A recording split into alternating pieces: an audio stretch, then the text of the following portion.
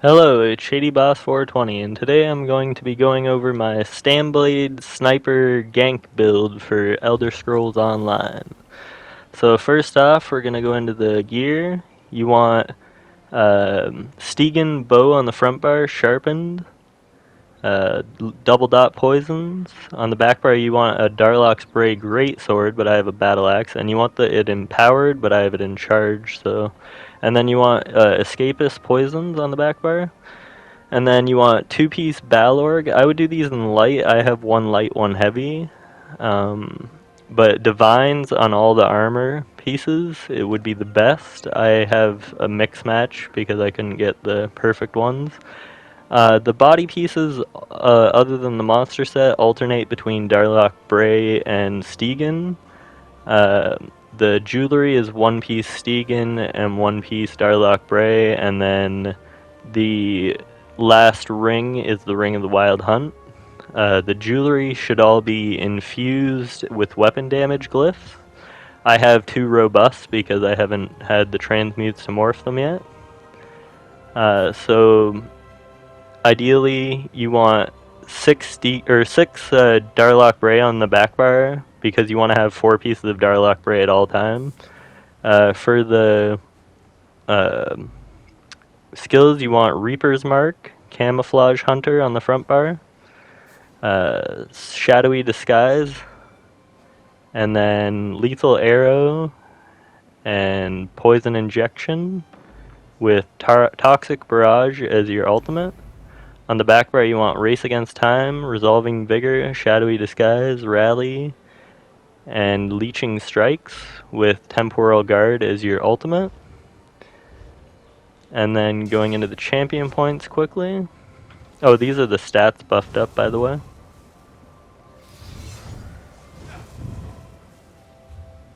This is without Stygian active though, so the weapon damage does go a little higher, but it gets up to 5.6k without Stygian's active. And then just under 30k stamina, 23k health, almost 24, and 16k max magic with 1400 stam recovery and 800 magic recovery. The penetration sits at about 12k. That's why we have Reaper's Mark for the extra penetration on targets, or reduced resistances.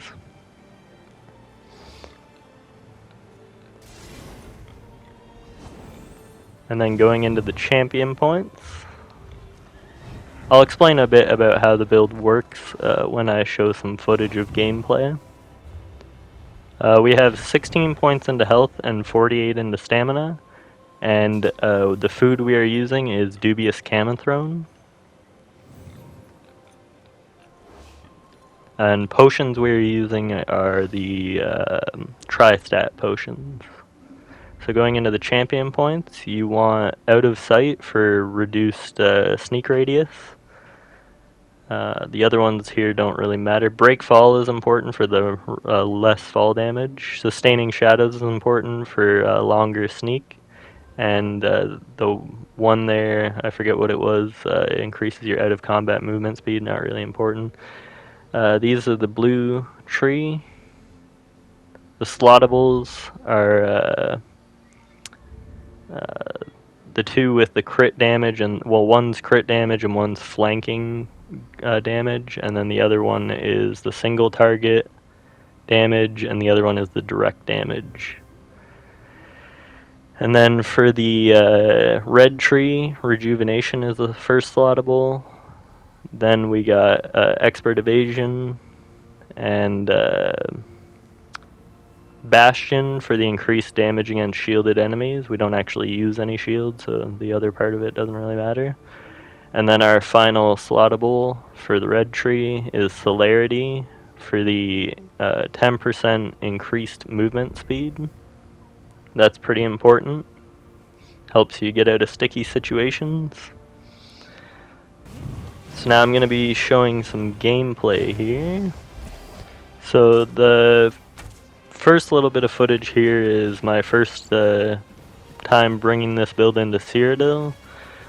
so what you want to do is you want to buff up with rally and race against time, and then you basically just want to hit them with Reaper's Mark and spam lethal arrow until they get low health, and then hit poison injection. If it's a really tanky target, you can drop your toxic barrage on them. And when you need to heal up, you switch to your back bar, make sure you're crouched, and try to stay in stealth. If you have to use shadowy disguise, use it. But when you're on the back bar and you're crouched, you will be gaining stamina, magicka, and you will be healing. So make sure you're crouched on the back bar, because that's your main source of sustain. And you can use rally and vigor to heal, and leeching strikes to get some stamina and health back. So these guys here, they were, it was a Nightblade and his friend. So I killed that guy, but then his Nightblade friend got him back up when I went away. So I chase them down again here, and I take them both down. Some of these people in this group start helping me at first, but then they either get killed or they run away. I'm not really sure what happens here. But anyways, yeah, so when you're doing damage, make sure you're buffed up with Race Against Time and Rally for the extra weapon damage. Make sure you're popping in and out of stealth, so you want to stay in stealth with Shadowy Disguise. And Shadowy Disguise will also make you crit when you first hit out of it. And when you're in combat and you come out of stealth, you will have increased weapon damage from the stygians, or stygians, I'm not really sure how that's said. But I basically just spam light attack and lethal arrow, like alternating light attack and lethal arrow, and then if they get low health, I try to throw in poison injection to finish them off. And then this guy comes out and I hit him with a toxic barrage because I knew he'd try to go back into stealth if I didn't take him down quick. Okay, so that's the best clips I got from Cyrodiil. I didn't really play long in Cyrodiil with this build yet. But I went 28-0 on my third run through Battlegrounds with this build. So I'll show that footage here at the end, and I'll leave you guys to watch the footage. Alright.